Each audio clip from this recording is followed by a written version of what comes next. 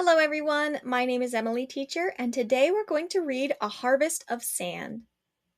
The ability of the earth to support life depends on the amount of rainfall it receives.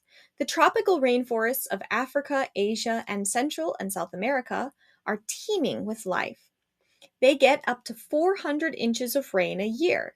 Yet, in other parts of the world, little or no rain falls, making the land barren. Areas where the annual rainfall is less than 10 inches a year are called deserts. So, this comparison of our tropical rainforests, right, that have so much rain and water and life in them, comparing them here with places that really don't get a lot of water or rain, there can't be a lot of life there. These are deserts. The largest of the Earth's deserts is the Sahara in northern Africa. The Sahara covers an area almost as big as the United States.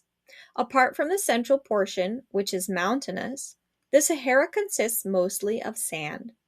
There is water, but it lies far below the surface in ancient underground lakes. In some places, it bubbles to the surface in the form of springs. More often, though, wells have to be dug to get to it.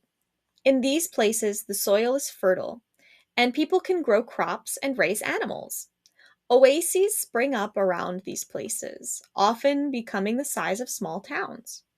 They are a welcome sight to the travelers who cross this harsh land on the backs of camels, or more commonly today, in four-wheel drive vehicles. So, the Sahara, the world's largest desert, it's about the size of the United States, and in the middle, there are some mountains, but mostly it is just sand. There are these places called oases, right? Some places where the water from deep under the ground comes up and it creates these beautiful places in the middle of the sand. But mostly, there's not much water to come by. South of the Sahara are the countries that make up the Sahel. The Sahel is an area that stretches 4,000 miles from Senegal in the west to Ethiopia in the east. This part of Africa was once mostly grassland. As grassland, it provided good pasture for cattle and made it possible for the people of these countries to be reasonably well fed. In recent years, however, it has been afflicted with long, dry spells. They have been the worst ones in nearly 2 centuries. As the droughts continue, rivers and lakes dry up. Without water, the grass withers, and the cattle are left with nothing to feed on. To make matters worse, too many trees that held the soil in place have been cut down for firewood. This has resulted in widespread soil erosion. So, a lot of this area used to be pasture, right? A lot of grasslands. So there would have been a lot of grass, which means the soil would have been good for growing food.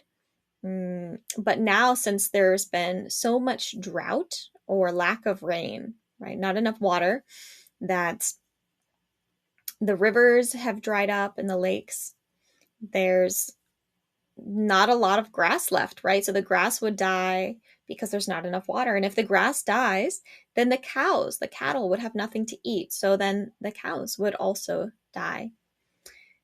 Another problem too is these trees, right? They're cutting down too many trees. But our trees have roots underground. Those roots help to keep the soil from moving.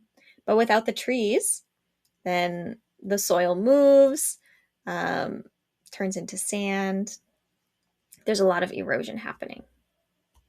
Because of changing weather patterns, the Sahara is spreading into the Sahel. As it continues to expand southward, the Sahara has taken over more than 250,000 square miles since the 1950s. So 250,000 square miles just from 1950s.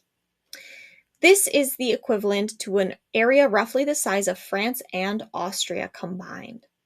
Although nothing can be done to change weather patterns, scientists believe that in time conditions will change.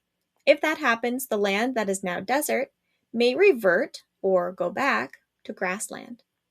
The people of the Sahel have suffered greatly, however. Hundreds of thousands have already died as a result of famine. 1/3 of all the children born in Sahel still die before their 5th birthdays. Millions have left their once prosperous villages and have poured into the overcrowded cities of the south, where they live in primitive shelters. Nouakchott, on Africa's west coast, was home to 15,000 people in the 1950s. Accurate counts are hard to come by in this part of Africa, but a 2016 estimate puts the figure as high as 2 million, most of them refugees from the slow spreading desert to the north.